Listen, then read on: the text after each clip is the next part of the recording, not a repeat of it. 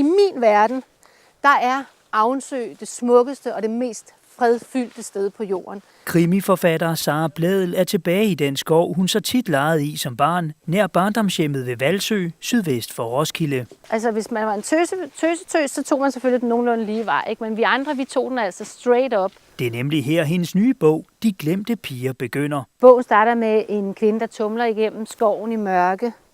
Hun er forvirret, hun er blevet væk, hun kan ikke se noget, og kommer gående op på en eng heroppe, og lige pludselig så forsvinder jorden under hendes fødder, og hun falder ned af en meget stejl skrænt og bliver fundet hernede ved søen næste morgen. Den gennemgående figur i Sara Blædels bøger er kriminalassistenten Louise Rick, som denne gang bevæger sig ind i miljøet omkring tidligere tiders åndssvageforsorgen. Noget af det, der berørte mig ret meget, da jeg researchede til De glemte piger, det var lige præcis beretningerne fra åndssvageanstalterne, og man skal faktisk ikke så langt tilbage i tiden, før det var sådan, at hvis man fik et barn, der ikke var helt normalt, så var det måske det bedste bare at glemme det og komme videre med sit liv og starte en ny familie. Og det der barn var jo alligevel på en anstalt.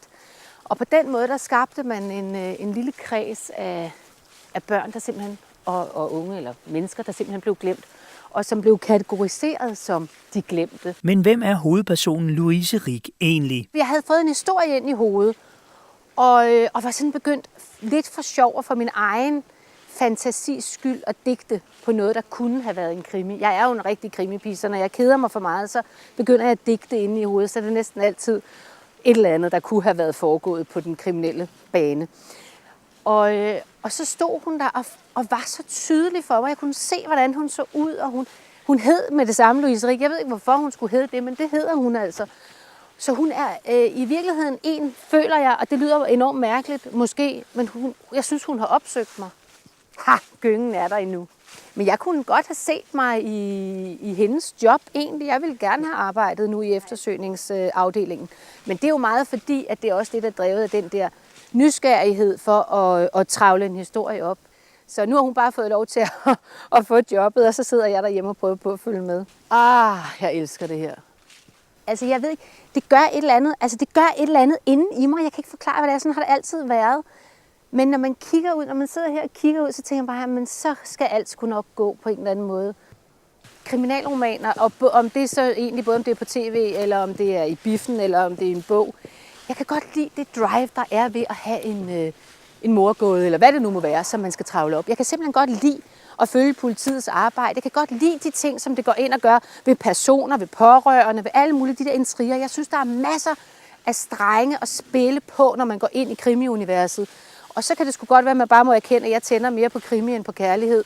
Og sådan er det, og sådan er vi nok bare nogen, der er.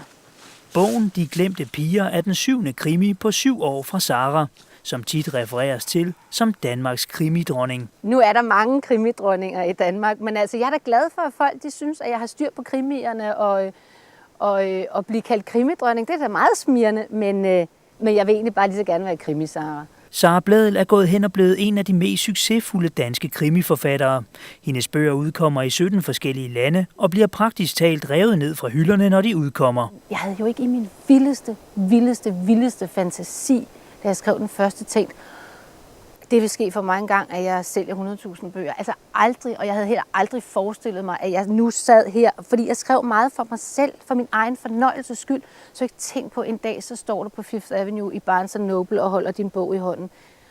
Og jeg ved egentlig heller ikke, om det havde været sundt at tænke sådan. Jeg tænker det sgu heller ikke nu, og jeg sidder trods alt og ved, hvor mange lande jeg er solgt i. Men det handler også meget om, at man skriver, fordi man har lyst til det, og ikke for at opnå stor anerkendelse for det. Det gør jeg ikke. Jeg skriver for at underholde. Først mig selv, og så mine læsere. Jeg har et gerningssted herinde. Herinde, lige heroppe bagved, der bliver fundet et lig. Jeg kan godt mærke, når jeg sidder her ved Avnsø, så får jeg en lille smule dårlig samvittighed over at have gjort det til gerningssted for nogle ting, som faktisk smertede mig ret meget, da jeg skrev dem. Fordi det stedet egentlig lidt for pænt. Men på den anden side, så skal rammerne for et godt drab jo være i orden, ikke? Bogen De glemte piger udkommer den 12. november. Men jeg håber, jeg stadigvæk kan have et afslappet forhold til stedet.